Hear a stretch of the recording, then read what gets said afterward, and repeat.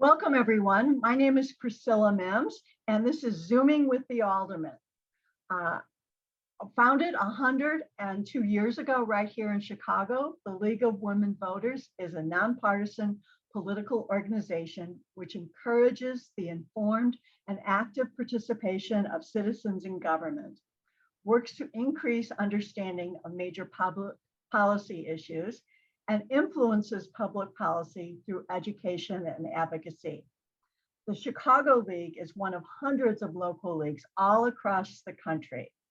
And these interviews with the Alderman are part of the Chicago League's efforts to educate people about those who represent us, setting the policies and ordinances that govern us here in Chicago. And today our guest is Alderman Harry Osterman of the 48th Ward. Welcome, Alderman. Thank you very much. Glad to be with you. So we really appreciate you taking the time to be with us today. We want our audience to know that the Zoom session is being recorded and will be available for viewing after today on the League website. And we'll be sending you, Alderman Osterman, along with everyone who registered for this program who's not a member, a link to the video when it becomes available. Also, everyone should know that we've provided the Alderman a copy of the questions I'll be asking ahead of time. Before starting on those questions, we want to show a map of all the 50 wards in the city of Chicago.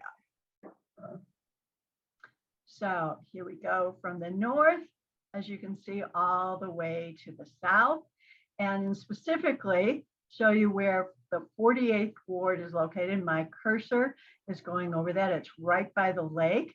And now we'll take a closer look at the ward. And Alderman Osterman, can you just give us some direction as far as where the 48th ward is and what are the main boundaries? It's one of the most diverse in the city of Chicago. It's a lakefront ward. People from every background, walk of life. Really, part of the DNA is the diversity of our community. It's one of the smallest geographic wards in the city. The ward boundaries actually look like a ward, unlike some other ward boundaries. But our northern boundary is Devon Avenue, which is bounded by Loyola University on the eastern half, goes all the way up to Clark Street. Clark Street is the western boundary that comes from Devon and goes through Edgewater down through Andersonville. Wonderful part of the city of Chicago, wonderful part of our neighborhood, all the great businesses in Andersonville along Clark Street. And then at Foster, it goes east to Broadway. And we loop in from Broadway to Ainsley and then down to the lake. We loop in the Argyle Street area, which is a really unique part of the city of Chicago. Many Asian-owned businesses that have been here for 40 plus years. So, and then we have the lakefront is, the boundary is the lake in front of us. So it's a wonderful lakefront community, very diverse group of people, real interesting neighborhood. And it's been an honor to me to be able to serve them for the last 11 years as an alderman and 11 years before that as a state representative. Great. Well, and does the ward change very much under the new ward map that was just recently approved? Didn't lose any population from the last census. Kind of things stayed the same. We took in one block near the Argyle Street area, one block of residents and businesses and a library, but otherwise it stays, that's the only change. Nice for you and your constituents, I'm sure. All right, what are a few of the key issues that are facing your ward? Every community in the city, the number one issue right now is public safety. I think that safety is on the top of everyone's mind. We've had more violent situations this last 6 months than we've had since I've been the alderman. So we are working, we address safety a lot of different ways. We empower the community to get them very, very involved. We do safety walks. In the summertime, we do lots of activities. I'm a big believer that if you have good neighbors who are out on the street doing things together, it's a deterrent to crime. So we do a lot of summer activities. We do a lot of programming for young people. And we're working really to make sure that our corridors, our business corridors, is safe, which is where in the past it's been kind of we've had some problems with gang activity. But overall safety in our community is moved in a very positive direction. I think housing is another issue. I think our housing costs, because we've got great schools, because our crime has been down, we got great businesses. Our housing costs have been going up. So try to find a way to make sure that the housing cost stays low is critical for us. And I think the other thing is just generally, like everyone, is kind of rebounding from COVID. So I think that we have a lot of wonderful small businesses, and I think we as a community were able to get through COVID, one, because we were following health and safety guidelines, but also the local residents really went out of their way to go and buy local and support the local businesses. So we didn't lose that many businesses that closed. So I think we're poised for kind of a very robust rebound after COVID. So we've got a major CTA construction project that is underway, the RPM project, Red Purple Modernization. That's a once in a generation construction project, $2 billion. We're about halfway through it, about 40% way through it. When that's done, it's going to, it's going to be a transformative impact in our neighborhood. So that and a million other little things that go on every day that my constituents reach out to me about, but going on in the city of Chicago. Great. Well, you mentioned you've been serving since 2011, but we've been asking all the aldermen to be consistent. Why did you decide to run again in 2019? So when I came in as an alderman, and I was a state representative before then, and that I hit the ground running. I have a great staff, and as someone who's been involved in government and community in our neighborhood for a long time, I followed Mary Ann Smith, and there were a lot of things. So we really kind of moved our community forward in a very positive way. I ran again in 2019 to kind of continue that on. The RPM project was just underway or beginning that. So a good direction, which is why I ran last time, and we were making a lot of headway on crime. And then we had this pandemic that hit us. And the last 2 years have been, I've been the chief medical doctor for the 48th Ward. So a lot of my energy and my staff has been trying to support neighbors getting through COVID with masks, with vaccine events, with a lot of information. I think a lot of what I've been doing, I send a newsletter out every Friday, but we really ratcheted up our communication to people just to really kind of assure everybody that there's people that are there to help. And if you need something, let us know. So that has taken up, I think, a lot of our time in the last couple of years on that. And I think we're poised right now to kind of get back into the swing of things and support the businesses. We just had Midsummer Fest, which is a big festival on Clark Street in Andersonville. First time in 3 years. It was sold out. It was so crowded. So I think things are moving forward. We do an event on Argyle Street called the Argyle Night Market. If anyone really wants to come down and check out the 48th Ward, every Thursday night in the summertime after July through August, we have a night market on Argyle Street with Asian food and music. It's a little glimpse of the neighborhood, but I ran last time, and I think you never know what fate holds you. But luckily, I was here, and I think we helped make a difference in helping people in our community get through COVID. Whether it was communicating with them, raising money, providing food, setting up vaccines. So a lot of little things, but I think our neighborhood did that. Well, it must give you a great sense of satisfaction to be able to provide help, as well as to see how the neighbors did so much to support the local businesses during the last couple of years. So do you have any other employment, Alderman? for my 14-year-old daughter. I'm kidding, but no, I'm a full-time alderman. Okay, very good. All right, and I understand you're the chair of the Housing and Real Estate Committee. Would you tell us about the kinds of matters that come before that committee? Real enjoyable parts of the last 4 years or 3 years is that I've been chairing the Housing and Real Estate Committee, and we work on a whole slew of issues related to housing and land sales. So we were able to work with the Department of Housing, which was reformed in 2018 and really came to life under Mayor Lightfoot and Commissioner Navarra, Marisa Navarra, who was appointed as commissioner. So we were able to pass legislation that helped provide some protections for renters during COVID. We're able to pass legislation requiring more affordable units to be built in new construction. The affordable rental ordinance, we went through a massive rewrite of that.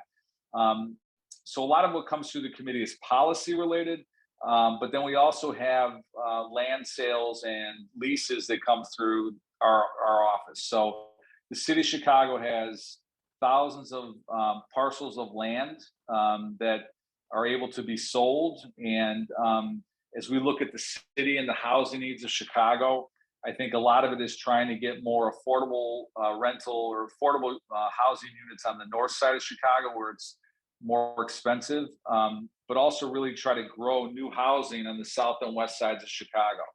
And a lot of the work in the committee is really focused on trying to lift up those neighborhoods who need additional new construction, new housing. There's an initiative to try to build 1,000 new homes in North Lawndale and 1,000 more. That's a lot of the work that we've been doing, but all the issues that relate to housing or land sales kind of come through our committee. One of the issues that we, in Pilsen, the city acquired, I think 12 acres of land that's going to be a massive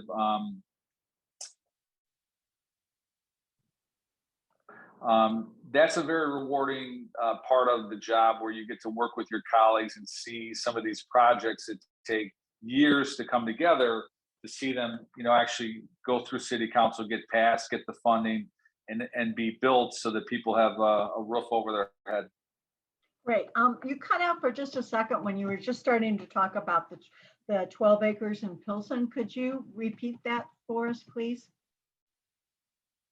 Developments that we passed through the committee was the city bought 12 acres of land in the Pilsen area, and they are going to use that for affordable housing that's going to be built there for the residents of Pilsen. So that's one example of a number of projects, and these projects take many years sometimes to come together, but it's been very rewarding for me to be the chairman of the committee to look at some of these things and help move them forward. I can imagine it would be. So that's the positive. Are there any changes you'd like to see made in the ongoing operations of the city council? I think the most important thing that I would like to see is, I think, more cooperation. I think that between the administration and the city council, that's the best chance for things to get done in a positive way. And I think sometimes for different reasons, the council and the administration are apart from each other. So I think that trying to have more cooperation and work on things to move our city forward is critical. I think the city council is more of a role in oversight. I think so oftentimes we don't do we should. And I think that's something that the city council has to take up more of.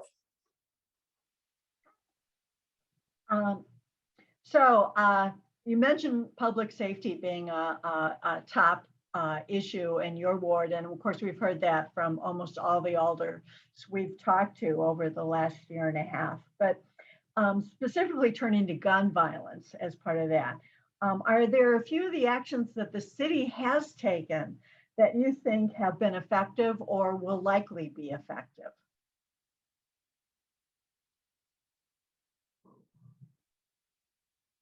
I would say that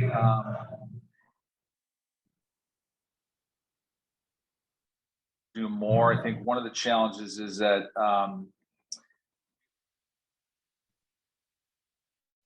Alderman, I'm sorry, you cut out again.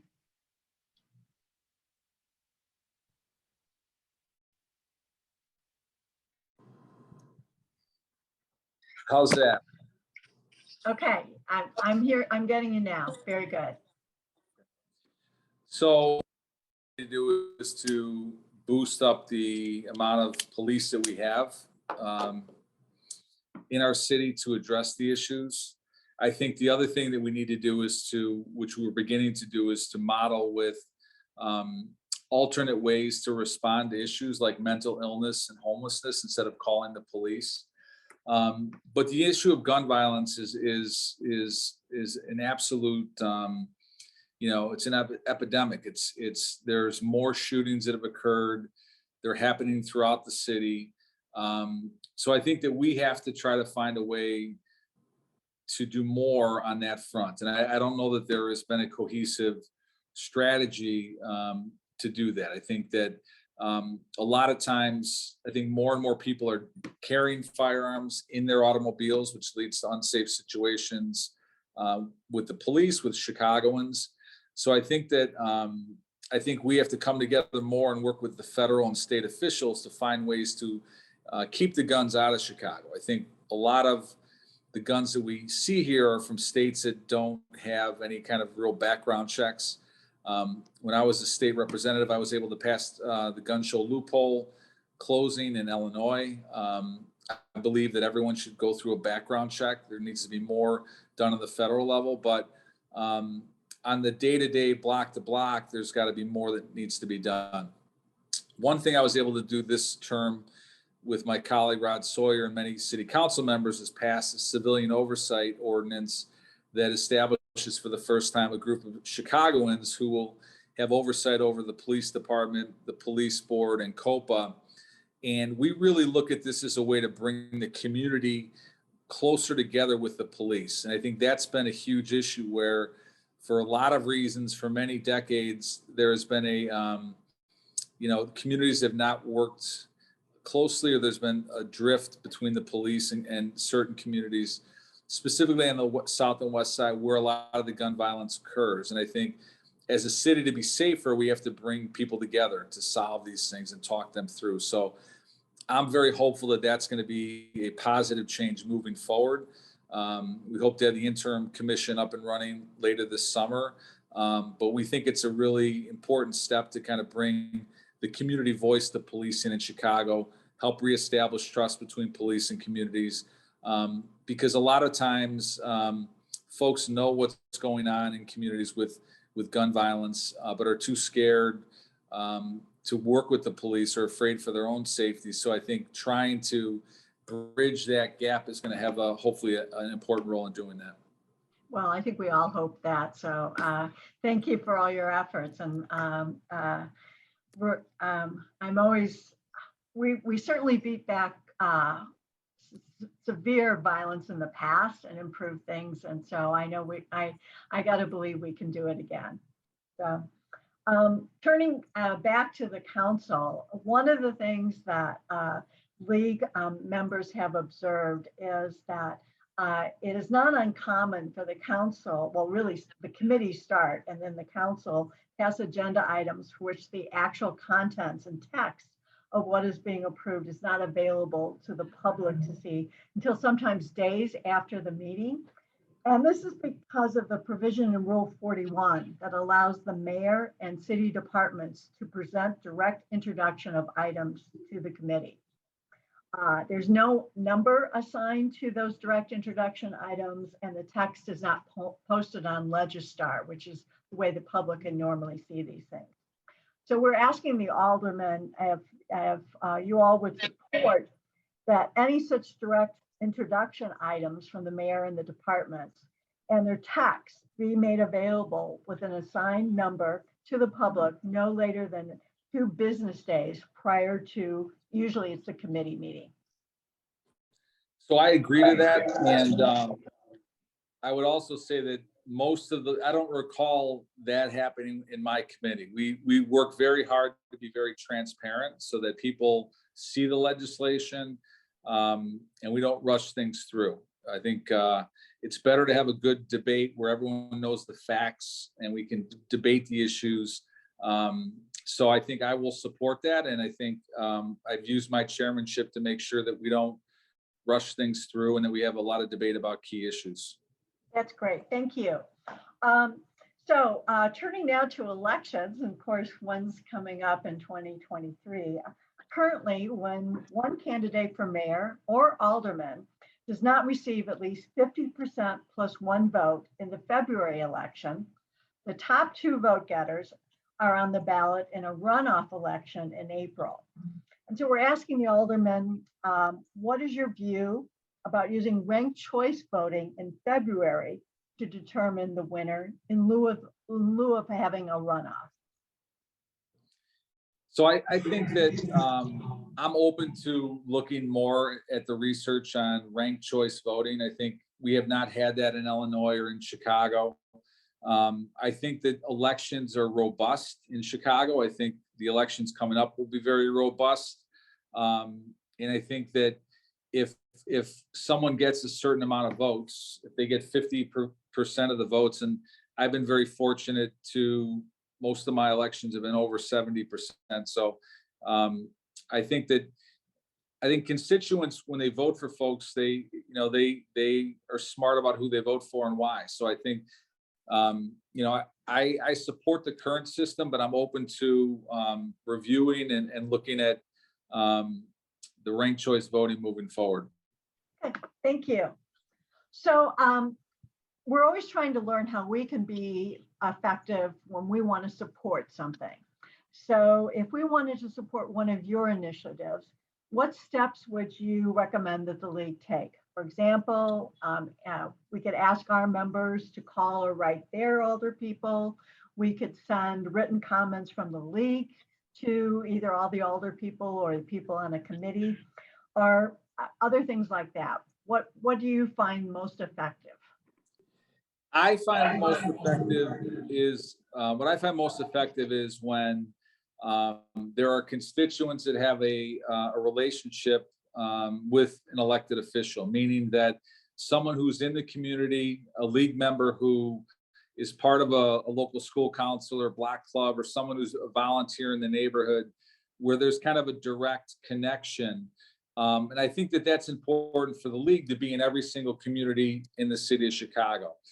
And I think also the league, I think, should look strategically to find those issues that are important to the league's voters and try to find a way to work with other organizations.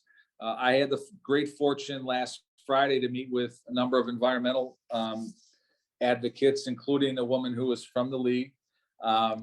And we talked for an hour about how to create a new Department of Environment for next year's budget, and as well as trying to get rid of all the plastic bags that clog up our lakes and all of that. So, but I think a lot of those one-on-one conversations can lead to positive change.